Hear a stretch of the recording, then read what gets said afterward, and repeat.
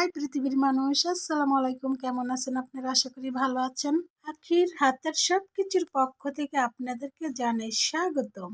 পবিত্র মাহে রমজানের শুভেচ্ছা জানিয়ে চলে আসলাম আপনাদের মাঝে আরো একটি ভিডিও নিয়ে। সেহরি খাওয়ার পরেই বুটটা ভিজিয়ে রেখেছিলাম। কয়েক ঘন্টা পরে খুব ভালো করে ধুয়ে পরিষ্কার করে সাথে কয়েকটা আলু ধুয়ে পরিষ্কার করে সিদ্ধ করতে দিলাম, আর 2টা ডিম আলাদাভাবে সিদ্ধ করে নিব।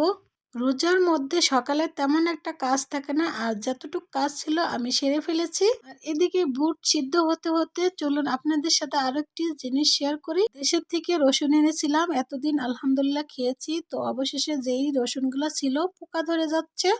তো এই রসুনগুলো আমি কিভাবে পরিষ্কার করব? তো বন্ধুরা, আমার মতো যারা দেশে থেকে বেশি করে রসুন এনেছো, ঠিক এখন পোকা ধরে যাচ্ছে, এভাবে পরিষ্কার করে নিতে পারবে।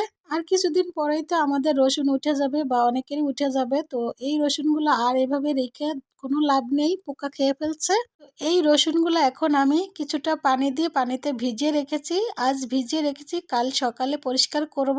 এর আগেও বন্ধু আমি রসুন পরিষ্কার করার ভিডিও দিয়েছি, তোমরা চাইলে ওটাও দেখে আসতে পারো। বন্ধুরা, রান্নার ফাঁকে তোমাদের সাথে একটা জরুরি কথা শেয়ার করি। আমার আগের চ্যানেলটি যে 1900 সাবস্ক্রাইবার ছিল, সেটি দুর্ভাগ্যবশত হারিয়ে গেছে। ওই চ্যানেলটি নিয়ে আমার অনেক স্বপ্ন ছিল, তাই এই পুরনো চ্যানেলটিতেই এখন নতুন করে ভিডিও দিচ্ছি। আমার আগের এবং নতুন সব বন্ধুদের কাছে অনুরোধ, আপনারা প্লিজ আমাকে একটু সাপোর্ট করবেন, যাতে আপনাদের ভালোবাসায় আমি আবারও আগের মতো এগিয়ে যেতে পারি।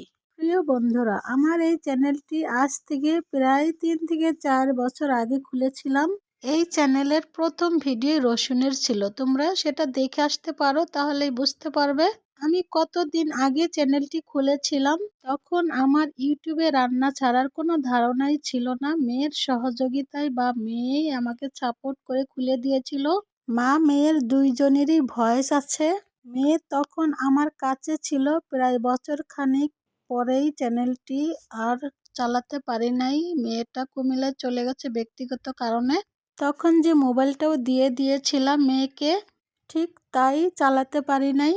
তো ঘরে আরেকটি মোবাইল ছিল সাহেবের, একটু পুরাতন, তো ওটা দিয়ে আরেকটি নতুন চ্যানেল খুলে দিয়েছিল। ওটা দিয়েই আমার 1900 সাবস্ক্রাইব হয়েছিল। যাই হোক, আমার কোনো ভুলের কারণে হয়তো আমি হারিয়ে ফেলেছি। ভাবছিলাম এই চ্যানেলটা আমার মেয়েটা চালাবে, তো মেয়ে বলছে মা আমার ভালো লাগে না চালাতে, তো তুমি এই চ্যানেলটাই আবার নিয়ে নতুন করে শুরু করো। আর এই বিষয়টাই আজকে তোমাদের সাথে শেয়ার করলাম। বন্ধুরা, আমার পুরাতন বন্ধুদেরকে আমি আবারও খুঁজে নতুন করে আপন করে নেব ইনশাআল্লাহ। আর একই সাথে সবাই মিলে এগিয়ে যাব। এরই মাঝে বন্ধুরা অনেক কিছুই করলাম। প্রথমে বুট আলু ডিম সিদ্ধ দিয়েছি, তারপরে ওই যে রসুনগুলা ভিজিয়ে নিলাম। এই যে দেখো, দেশে থেকে বেশ কিছু অ্যাঙ্কার ডাল এনেছিলাম, খেয়েছি, তো প্রায় 1 কেজি মতো ছিল। এগুলাকেও আমি 2 থেকে 3 ঘন্টা ভিজিয়ে রেখেছিলাম। খুব সুন্দর করে পরিষ্কার করে ধুয়ে 2 থেকে 3 বার ব্লেন্ডার করে নিয়েছি পানি ছাড়া। কতটা সুন্দর মিহিন হয়েছে দেখতেই পেরেছো। যারা খেসারির ডাল অ্যালার্জির কারণে খেতে চাও না, তারা কিন্তু অ্যাঙ্কার ডাল দিয়ে খুব সুন্দর করে বড়া বানাতে পারো। আরো জানো, আমার গাছ থেকে বন্ধুরা 5 থেকে 6টা কুমড়ো পাতা ছিঁড়ে নিয়ে এসেছিলাম, শুধু তোমাদেরকে শেয়ার করব বলে। অ্যালার্জির কারণে যাদের বেগুন খাওয়া নিষেধ, তাদের জন্য চমৎকার করে এই কুমড়ো পাতা দিয়ে বেগুনি বানিয়েছি। দুর্ভাগ্যবশত আমার এই ইফতার বানানোর ভিডিওটুকু ডিলেট হয়ে গেছে। তোমরা দেখেছো কত সুন্দর করে আমি গুছিয়ে নিয়েছিলাম। তোমাদের অনেক সুন্দর করে ইফতারি বানিয়ে দেখাবো ইনশাল্লাহ, সমস্যা নাই। আবার ভিডিওতে আমি দেখাবো।